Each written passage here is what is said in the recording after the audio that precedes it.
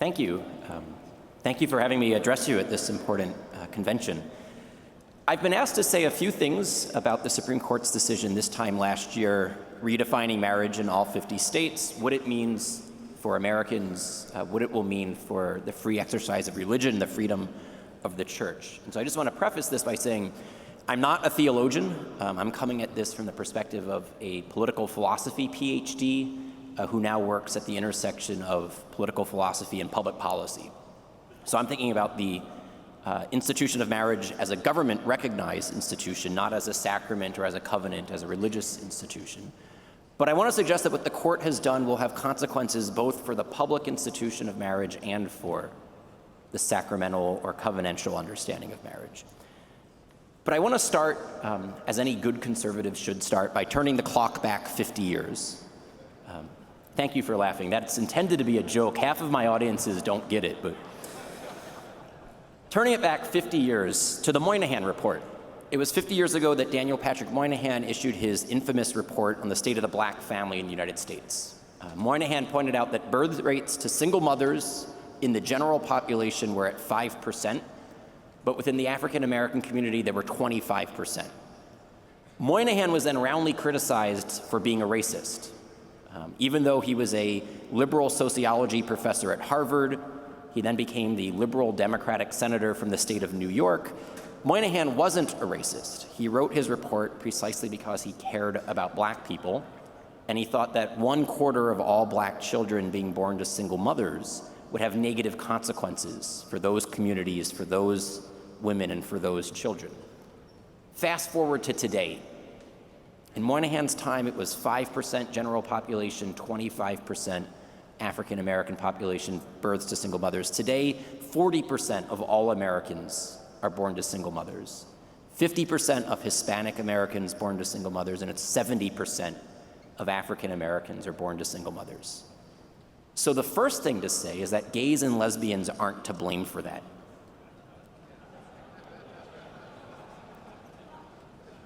The first thing to say here is that there was a crisis of marriage going on in the United States long before the Obergefell decision. Something took place 50 years ago where heterosexuals bought into a liberal lie about human sexuality. They bought into the liberal ideology that came out of the sexual revolution. And it's only after 2 generations of heterosexuals make a mess of marriage and the family, with the introduction of the hookup culture, the normalization of premarital sex, the more than the skyrocketing rates of non-marital childbearing, cohabitation, no-fault divorce, the doubling of the rates of divorce. Only after straight people failed to take monogamy, exclusivity, and permanence seriously for 2 generations can 5 unelected Supreme Court justices say that sexual complementarity doesn't matter. That's what got us to where we were this time last year. It's 2 generations of Americans failing to take marriage seriously that lets the court say this part of marriage doesn't matter either. But here's the problem. The legal redefinition of marriage enshrines in our fundamental law a fundamentally misguided understanding of the human person, of the human family, and of the nature of marriage. Because what it does is it takes the definition of marriage and the vision of sexuality that the sexual revolution gave us, that consenting adults should do whatever consenting adults want to do, and it elevates that principle to a constitutional right. And so what it will do now is we will see that it will be enforcing this new vision of marriage, this new vision of the family, this new vision of the human person on all dissenters. So what's next in terms of the legal understanding of marriage, and what does it mean for civil society? The redefinition of marriage will lead to further social harms of the breakdown of the family. The sexual revolution led to the redefinition of marriage. The redefinition of marriage will now further exacerbate the harms of sexual revolution. If 40% of all Americans right now are being born to single mothers, how will we insist that fathers are essential when the court has said that fathers are optional? You can't send both of those messages simultaneously. Either a child deserves both a mother and a father, or moms and dads are functionally interchangeable men and women are replaceable. Second, how will we say that monogamy, exclusivity, and permanency are to be expected? They're normative. They go to the heart of what marriage is if marriage is no longer built on sexual complementarity. If you think about the philosophy of marriage, it's sexual complementarity that explains why it's monogamous, because it's one man and one woman who can unite as one flesh. Once you say that male-female part of marriage no longer matters, it's harder to see what's magical about twosomes. What's special about the number two when you say that you have the right to marry the person you love? Why not say that it's the right to marry the people you love? Why should marriage be till death do us part if marriage is simply about consenting adult romance, where romance you can fall in it, you can fall out of it. You can fall into love, you can fall out of love. Why would it be a permanent union if it's not a comprehensive union? We can expect to see further damage to the institution of marriage itself because of this court's decision. A way of thinking about this is that the redefinition of marriage leads to the reordering of society. If our human laws don't reflect the truth, if man-made laws don't reflect the natural law and the divine law, then government will have to both refashion human nature and then reorder the dissenters. And so let me take those 2 points in turn. First, refashion human nature. Second, reorder society. Refashion human nature. How quickly did we see the LGBT movement shift from the LGB to the T once they saw that the redefinition of marriage was going to be a slam dunk at the Supreme Court? It was the weekend before oral arguments at the Supreme Court that Bruce Jenner did his 2-hour primetime interview with Diane Sawyer in 2020.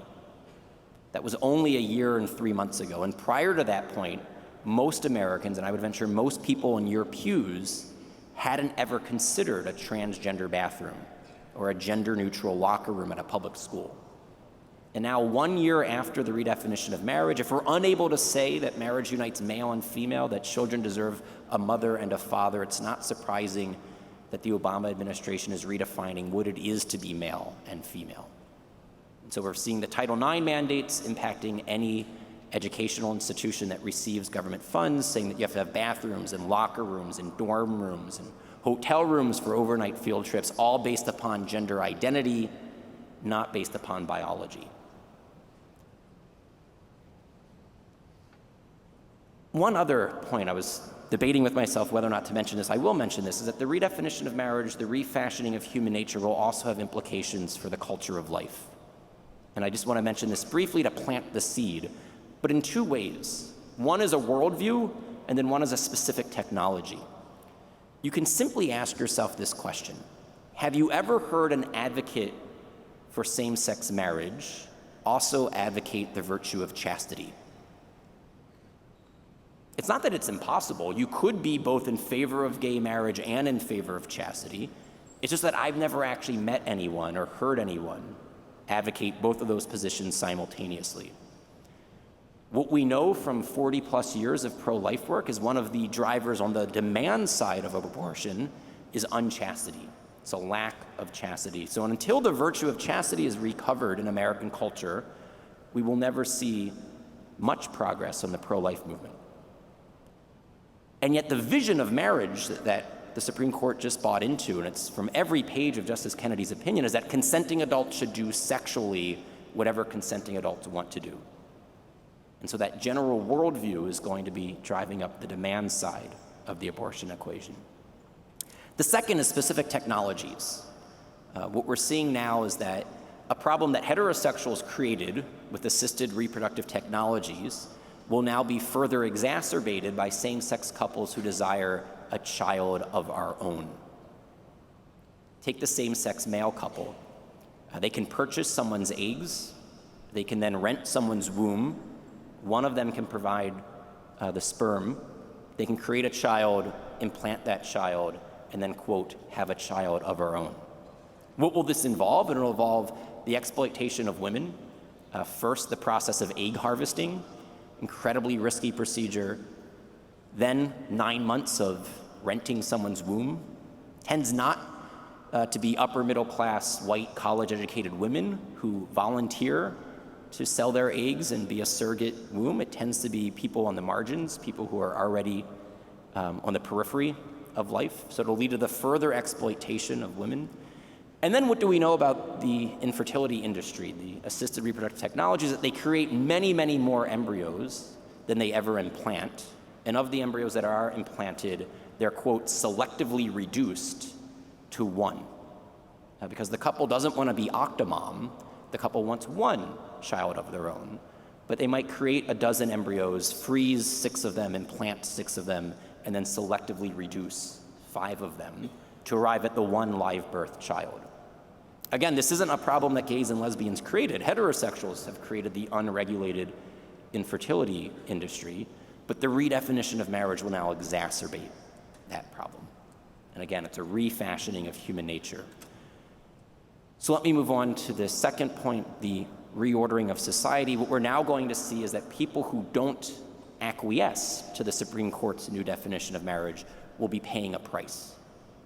And so how can we see this? Let me mention just 3 concrete examples. The first way that we saw this is with charities. It happened in Massachusetts, it's happened in Illinois, it's happened in San Francisco, it's happened in Washington, D.C. It's involved Catholic charity adoption agencies, it's also involved Lutheran relief services and Lutheran adoption agencies. What we saw was that these adoption agencies weren't trying to prevent gay and lesbian couples from adopting from other adoption agencies. If there was a private adoption agency, the government-run adoption agency that wanted to do same-sex adoptions, they weren't preventing it. They just said, for the children who've been entrusted to us, we want to find those children married moms and dads. We're looking out for the least of these, and we think that the mothers who have brought us their children to place up for adoption brought them to us for a reason, so that we could place them in a loving home with a mom and a dad. And the government said no. In those jurisdictions, the government has said, unless you treat same-sex married couples the same way that you treat married mothers and fathers, you're discriminating on the basis of sexual orientation. And those jurisdictions had a sexual orientation, gender identity, non-discrimination ordinance. Remember that phrase, sexual orientation, gender identity. The acronym is SOGI, S-O-G-I. Those are the laws that say if you believe we're created male and female and that male and female are created for each other, you're discriminating. You're either discriminating on sexual orientation or you're discriminating on gender identity. And so in all of those jurisdictions, Catholic and Lutheran adoption agencies can no longer do the important work they do. And frequently it's these religious agencies that have the highest track record, the best track record at placing the hardest to place children into loving homes. Many people want to adopt newborn babies. They're cute and they're cuddly. Not as many people want to adopt an 11-year-old boy who spent the past several years bouncing around foster home to foster home. What's remarkable is that in Boston, Catholic charities had the highest success rate by the government's own auditing process. Chalk this up either to Catholic guilt or to grace. But one way or the other, the religious agency was able to do something that the government-run agency couldn't do. It got more people to open up their hearts and their homes to more children. If you've ever renewed your driver's license at the DMV, you know what that experience is like. It might give you a reason to think that the DMV of Child Protective Services might not provide all of the services that a family could want during an adoption process. That religious agencies can minister to the entire person and minister to the entire family, both the material needs and the spiritual needs of welcoming a new human being into the home. Religious agencies can no longer do this in those jurisdictions. Then we've seen schools come under assault. We saw that for the past year, Gordon College, an evangelical school outside of Boston, was under investigation by its accrediting agency as to whether or not it would retain its accreditation as a 4-year liberal arts college, because they had a campus policy that said we expect chastity from all members of the Gordon community. So both faculty and students were expected to reserve sexual behavior for marriage. And the complaint that was lodged with the accrediting agency was that, well, this discriminates against gay students and gay faculty members because they can never get married and therefore never have sex. This is discriminatory on the basis of sexual orientation. And it was only after a year struggle with the president being very prudent in how he responded to this investigation, and with the media placing pressure on the accrediting agency, that Gordon prevailed, with the accrediting agency said, we see no reason at this time to revoke Gordon's accreditation. Brigham Young University, the Mormon school out in Provo, Utah, their law school is currently being investigated by the American Bar Association. And during oral arguments, Justice Samuel Alito asked the Solicitor General of the United States, what's going to happen to the nonprofit tax status of Christian schools who continue to teach that marriage is the union of husband and wife? Will they be treated the way that Bob Jones University was treated? And recall that the IRS stripped Bob Jones University of its nonprofit tax status because it had a campus policy against interracial dating.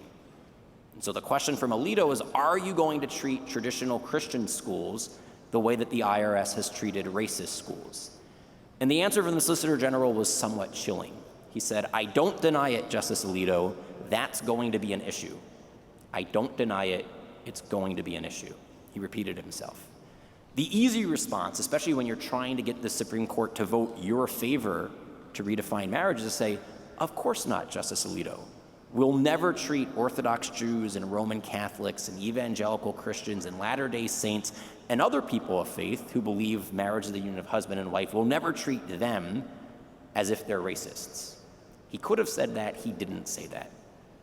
And so whether that's for the remaining months of the Obama presidency, whether it's for the next 8 years of potentially a Hillary Clinton presidency, he left that card on the table to be played should the moment become opportune. And in fact, California is voting as we speak to decide whether or not to play that card. It has passed the California House. It's now in the California Senate. It's a bill that would deny Cal grants. It's the state version of a Pell Grant, which gives a student up to $9,000 to attend the four-year college of their choice. It would deny it to any school that, quote, discriminates on the basis of sexual orientation or gender identity. So Biola, Thomas Aquinas College, other faith-based institutions in California are now at risk of having their students, particularly the students who qualify for Cal grants, so it's not the rich students, it's students who need financial aid to attend university, at risk of losing those grants unless the schools cave on their understanding of sexuality. Which is simply to say that the administration will have a variety of ways of going after schools. It can be your accreditation, it can be your nonprofit tax status, it can be your student loan, it can be your government funding for a laboratory. There are a number of mechanisms in which the state can say, unless you accept our new definition of marriage, your ministry, your school is going to be squeezed. And then lastly, I'll mention the professionals. Some people want to say that free exercise of religion is just the freedom to worship, so it's only for houses of worship and their closely integrated auxiliaries, to use the legal term of art. They're wrong. The free exercise of religion should also extend to the baker, the florist, the photographer, the lay faithful who simply seek to honor God in their vocations, whether their vocation is in a bakery or a floral studio or a photography studio. And in all of these examples, what we have seen is Christians who have no problem serving gay customers, Christians who have no problem employing gay employees. Their only objection was to helping to celebrate a same-sex wedding. And so the two most well-known cases, one involves a 71-year-old evangelical grandmother, Baronelle Stutzman. She's had gay employees work for her. She was selling flowers to this particular gay couple for a decade. It was only after Washington State redefined marriage that they asked her, can you do our wedding flowers? She sat down with one of them and she said, Roger, you know how much I love you guys, but I can't do a same-sex wedding. I can't use my God-given gifts and talents to help celebrate what I believe tells a lie about the institution of marriage. She was then sued. She was sued in both her personal and her professional capacity, meaning she can lose not just her business, but also her home. She can lose not just her livelihood, but also lose her life savings. The reason I mention that is in the neighboring state of Oregon, a young evangelical family, Aaron and Melissa Klein, they were running a bakery called Sweet Cakes by Melissa.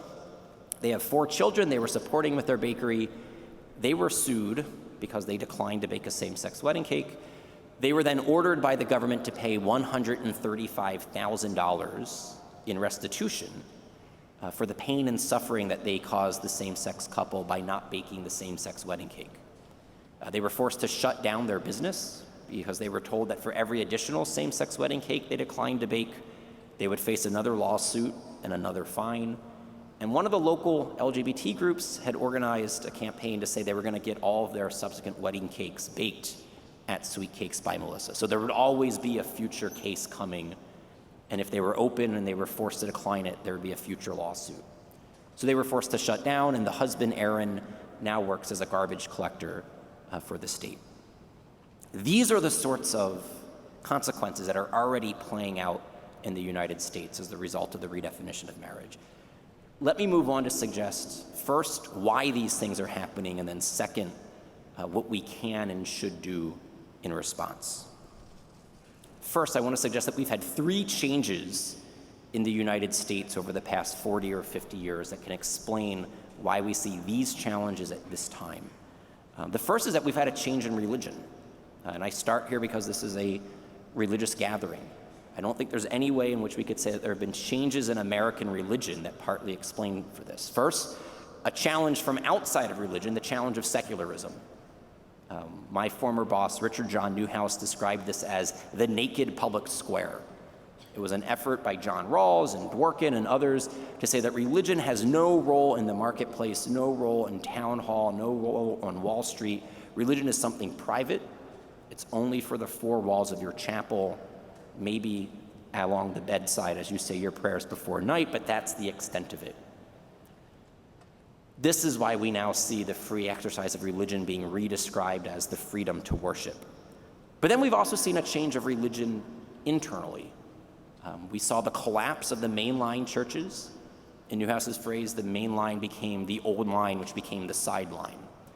Obviously, your community is one of the few that resisted that collapse.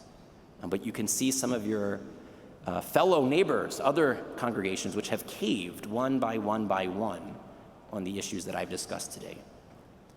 We've seen a splintering within my own communion, the Catholic Church.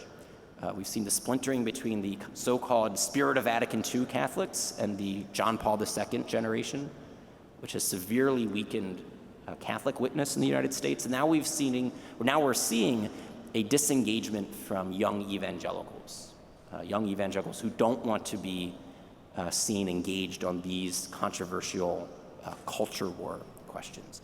The result is what the Notre Dame sociologist Christian Smith calls moralistic therapeutic deism. The average young person, the average person of my generation, believes in the moralistic therapeutic God in the sky who wants them to be happy and doesn't want you to be mean. And those are the only 2 characteristics of that God. He wants me, the believer, to be happy, and he wants you to not be a jerk. The second historical change that we've seen is a change in the state.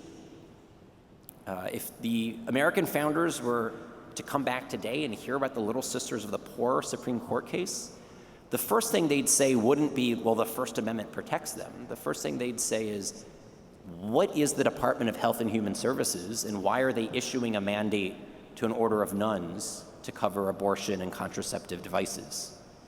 What gives the federal government jurisdiction to be regulating the health care plan of Roman Catholic nuns, or of the evangelical owners of Hobby Lobby, or of the Mennonite owners of Conestoga Wood? The growth of the state means it regulates more aspects of our lives, which means it has a greater likelihood of infringing upon freedom, religious freedom in particular. We once had an ecosystem of freedom in the United States in which the presumption was one of the citizen being free to pursue his or her own goals according to his or her best judgment. Now we have a presumption of government regulation, and we have to justify our exemption. So rather than the government justifying why it has to burden the nuns have to go to court to justify their exemption from this regulation. It's turned our relationship between the citizen and the state upside down. And then lastly, we've had a change in sexuality. At one point, Christian teaching about sexuality was the public understanding of sexuality so that we could see that Thomas Jefferson, the least religious of the American founders, could say that the God who gave us life gave us liberty at the same time, and those things went together. The American founding wasn't the French Revolution, where Diderot says, man will never be free until the last king is strangled by the entrails of the last priest. It's all religion and freedom at loggerheads. That wasn't our founding, and it wasn't our tradition until the sexual revolution, which pitted sexual freedom at odds with ordered liberty. The founders would have viewed the sexual revolution's understanding of liberty as license. It's not the ordered liberty that the founders talked about. It was the license that they said couldn't exist in an ordered republic. So if you put these pieces together, you can answer the question, why is it that the ACLU is only against religious freedom when it's a conservative Christian pharmacist who doesn't want to dispense the morning after pill, or a conservative Christian baker who doesn't want to bake a same-sex wedding cake, or a conservative Christian adoption agency that wants to find children home with moms and dads? The ACLU has no problem with the Muslim inmate growing a half-inch beard. It has no problem with the Native American ingesting peyote. ACLU has no problem with the Amish who want to homeschool their kids. The ACLU's problem only touch on contraception, abortion, same-sex marriage, transgendered issues. So I think that should be where I want to suggest in my closing remarks where we need to place our focus. That it's not just an isolated baker over there and a photographer over there, an adoption agency in Massachusetts, a school in Salt Lake City. When you add all of these pieces together, what you're seeing is that there's an entire new vision of the human person. What's at stake here are two different anthropologies. To a certain extent, the history of the Christian church is a response to heresy. Heresy pops up and then orthodoxy springs into action. And that's how we develop richer understandings of orthodoxy. So for the early church, most of the arguments centered on the nature of God. They were about Christology and Trinitarian theology. And so it's Arius's errors that give us Athanasius's refinements. It's Nestorius's blunders that give us Cyril's insights. That's how we develop the rich Trinitarian and Christological theologies from the early church. 1,000 years later, what are the debates that's taking place in the Reformation, the Counter-Reformation? They're all about the nature of the church and the nature of salvation. It's ecclesiology, soteriology, justification, sanctification. And as a result of those debates, we got richer theologies, regardless of which side of those debates we may lie on. Today's debates don't primarily center on Christology or Trinitarian theology, the nature of justification or sanctification. They focus on the nature of man. They focus on anthropology. The reason that we see so many of our neighbors hate the church, it's not because of our ministries to the poor, it's not because we visit the sick, clothe the naked, feed the hungry. It's not because we believe in a Trinitarian God. The reason so many of our enemies hate the church right now is because of three anthropological truths articulated in the very first pages of the Bible. It's that we're created male and female. It's that male and female are created for each other. And that marriage, I messed up. Sorry, let me start again. It's that we're made in the image and likeness of God, that we're created male and female, and that male and female are created for each other. Those three beliefs, it's abortion, euthanasia, cloning, marriage, transgender debates, that we're created in the image and likeness of God, created male and female are created for each other. That's where we see all of the cultural disagreement. So what it's going to require is a response on the substance of what we believe. We can't simply pivot to religious liberty, although it'll be important that we defend religious liberty as well. But what we can see here is the question of, will our average neighbor think that we're like the pro-lifers or like the racists? My average classmate at Princeton thinks I'm wrong about abortion, but they don't think I'm stupid and they don't think I'm evil. They understand where I'm coming from. They can say, we think Ryan's wrong, but we understand why he believes that, and therefore they're more likely to respect my freedom to not have to pay for or perform an abortion. My average classmate at Princeton still does not understand why I believe what I believe about marriage. They think the Westboro Baptist Church speaks for me. If you're a secular liberal, you've never gone to church, you've never read the Bible, all you know about Christianity and same-sex marriage is God hates fags. That's the phrase on the signs that the Westboro Baptist Church holds up when it pickets funerals of military members. If that's all you know about Christian belief on same-sex marriage, what are you likely to say? You're likely to say these people are crazy, these people are evil, and these people are dangerous, and these people have to be stopped.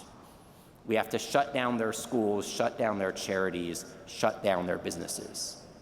The reason that by and large you can be a pro-lifer in America and run a hospital, run a school, run a business, is that we can agree to disagree on the abortion issue. We're not seeing that on the same-sex marriage issue because too many people don't even understand why we believe what we believe.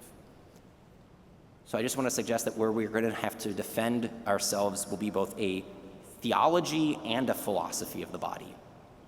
John Paul II's famous verse, theology of the body. We need to do both the philosophy and the theology. We need to engage the social sciences and the hard sciences. We have to look at the sociology of marriage, the psychiatry and the psychology of gender identity. We have to show that there's a unity of truth here. There's no contradiction between what the best of reason and the best of faith tell us about the human person.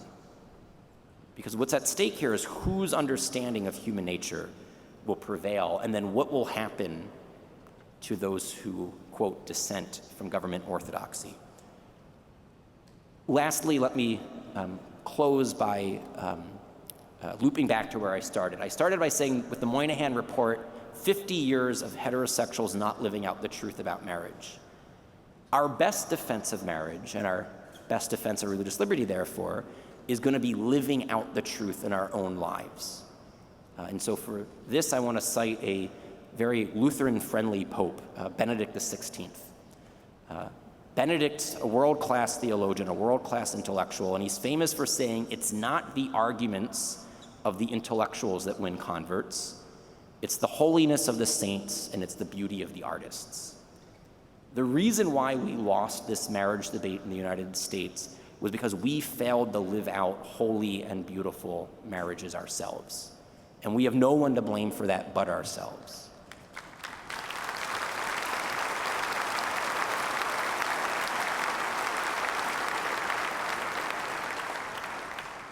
And so my closing message to you would just be to do everything you can within your church body and within your local church communities to help inspire the next generation to form their moral imagination in accordance with the truth, and then to help them live out that truth.